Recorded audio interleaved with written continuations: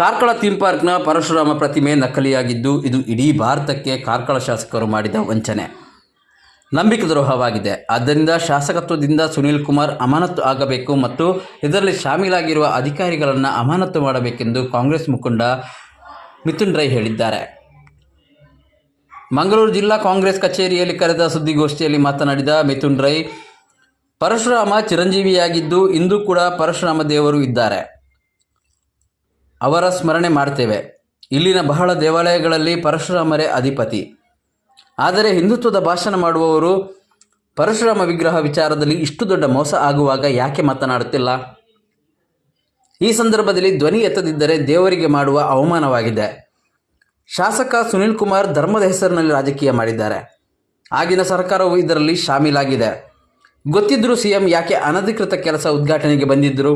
ಕಾಂಗ್ರೆಸ್ ಒಂದು ವೇಳೆ ಮಾಡಿದ್ದರೆ ಜಿಲ್ಲೆಗೆ ಬೆಂಕಿ ಹಾಕ್ತಿದ್ರು ಎಂದ ಅವರು, ಇಡೀ ವಿಶ್ವದಲ್ಲಿ ದೇವರ ನಕಲಿ ಪ್ರತಿಮೆ ಸೃಷ್ಟಿಸಿ ಮೋಸ ಯಾರೂ ಮಾಡಿಲ್ಲ, ಮಾಡಲು ಸಾಧ್ಯವಿಲ್ಲ. 14 ಕೋಟಿ ಜನರ ಹಣ ವಂಚನೆ ಆಗಿದೆ. ಇಷ್ಟು ಗಂಭೀರ ವಿಚಾರ ಬಿಟ್ಟು ಏನೇನೋ ಆರೋಪ ಮಾಡ್ತಾ ಇದ್ದಾರಲ್ಲ, ಇದಕ್ಕೆ ಸುನೀಲ್ ಕುಮಾರ್ ಉತ್ತರ ನೀಡಲಿ. ತುರಾತುರಿಯಲ್ಲಿ ಒಂದು ದಿನದಲ್ಲಿ ಫೈಬರ್ ಪ್ರತಿಮೆ ಮಾಡಲು ಸಾಧ್ಯವಾ? ಉದ್ದೇಶಪೂರ್ವಕವಾಗಿ ಮಾಡಿರುವಂಥದ್ದು. ಚುನಾವಣೆಗಾಗಿ ಧರ್ಮದ ಹೆಸರಿನಲ್ಲಿ ಜನರ ಭಾವನೆಗೆ ಧಕ್ಕೆ ಮಾಡಿದ್ದಾರೆ.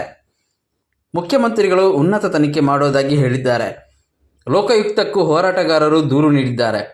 ಇನ್ನು ಪ್ರತಿಮೆ ಪೂರ್ಣ ಮಾಡೋದು ಜವಾಬ್ದಾರಿ ಕಾಂಗ್ರೆಸ್ ಸರ್ಕಾರದ್ದು. ಅದು ಮಾಡೇ ಮಾಡ್ತೇವೆ. ಹೋರಾಟಕ್ಕೆ ತಾರ್ಕಿಕ ಅಂತ್ಯ ಕೊಂಡೊಯ್ಯುತ್ತೇನೆ. ನಾನು ಈ ವಿಚಾರ ಇಲ್ಲಿಗೆ ನಿಲ್ಲಿಸಲ್ಲ. ಎಲ್ಲ ಮಠಗಳಿಗೆ ಹೋಗಿ ಈ ಅಧರ್ಮದ ವಿರುದ್ಧ ಬೆಂಬಲ ಕೋರುತ್ತೇನೆ ಮತ್ತು ನ್ಯಾಯ ಸಿಗುವವರೆಗೆ ಹೋರಾಟ ಮಾಡುತ್ತೇನೆ ಎಂದರು.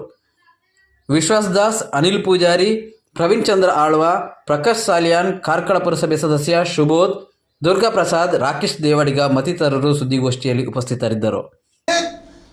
ಇದೇ ಅನಧಿಕೃತವಾಗಿ ಯಾರಾದರೂ ಗೋಮಾಲ ಜಾಗೆಯಲ್ಲಿ ಯಾರಾದರೂ ಒಂದು ಕೆಲಸ ಕಾರ್ಯ ಮಾಡ್ತಿದ್ದಿದ್ರೆ ಇವತ್ತು ಅವನಿಗೆ ಏನು ಶಿಕ್ಷೆ ಆಗ್ತಿತ್ತು?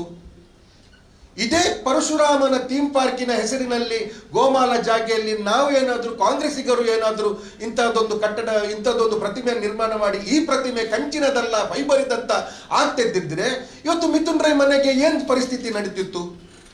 ಇವತ್ತು ಸೋ ಕಾಲ್ಡ್ ಹಿಂದೂ ಧರ್ಮ ರಕ್ಷಕರು ಇವತ್ತು ಏನು ಮಾಡ್ತಿದ್ರು? ಇಡೀ ಜಿಲ್ಲೆಗೆ ಬೆಂಕಿ ಹೊತ್ತಿಸುವಂತ ಕೆಲಸ ಕಾರ್ಯ ಆಗ್ತಿತ್ತು. ಹೌದಾ ಅಲ್ವಾ ಎಂಬ ಪ್ರಶ್ನೆಯನ್ನು ತಾವು ತಮ್ಮ ಆತ್ಮಾಲೋಚನೆ ಮಾಡಿ, ಹೌದಾ ಅಲ್ಲ ಎಂಬ ವಿಚಾರವನ್ನು ತಾವು ಆತ್ಮಾಲೋಚನೆ ಮಾಡಿ.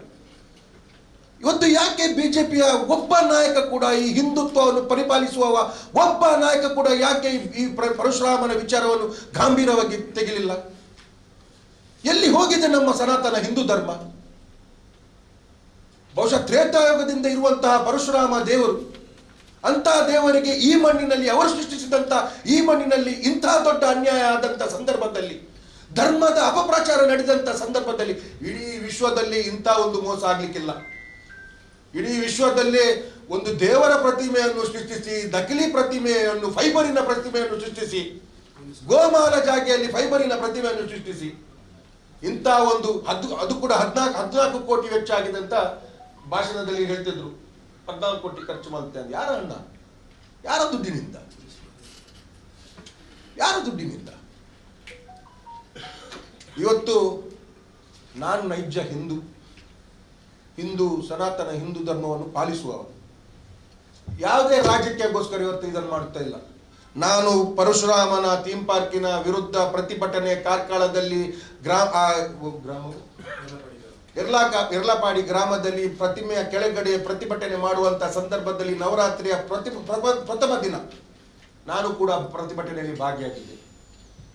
ನಾನು ನವರಾತ್ರಿಗೂ ಕೂಡ ನಾನು ಬಹಳಷ್ಟು ವ್ರತದಲ್ಲಿರುವವ, ಬರೀ ನೀರು ಕುಡಿದು ನನ್ನ ನವರಾತ್ರಿ ವ್ರತವನ್ನು ಪಾಲಿಸುವವ. ಆ ದಿವಸ ನಾನು ಹೇಳಿದ್ದೆ, ಖಂಡಿತವಾಗಿಯೂ ಕೂಡ ಈ ವಿಚಾರವನ್ನು ನಾನು ಇಲ್ಲಿಗೆ ನಿಲ್ಲಿಸುವುದಿಲ್ಲ.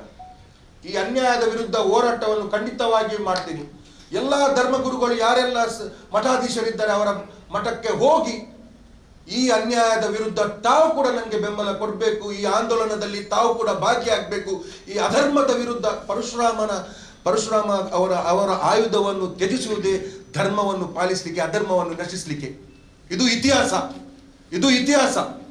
ಪರಶುರಾಮ ದೇವರವರ ಆಯುಧವನ್ನು ತ್ಯಜಿಸುವುದೇ ಧರ್ಮವನ್ನು ರಕ್ಷಿಸಲಿಕ್ಕೆ, ಅಧರ್ಮವನ್ನು ನಾಶ ಮಾಡಲಿಕ್ಕೆ.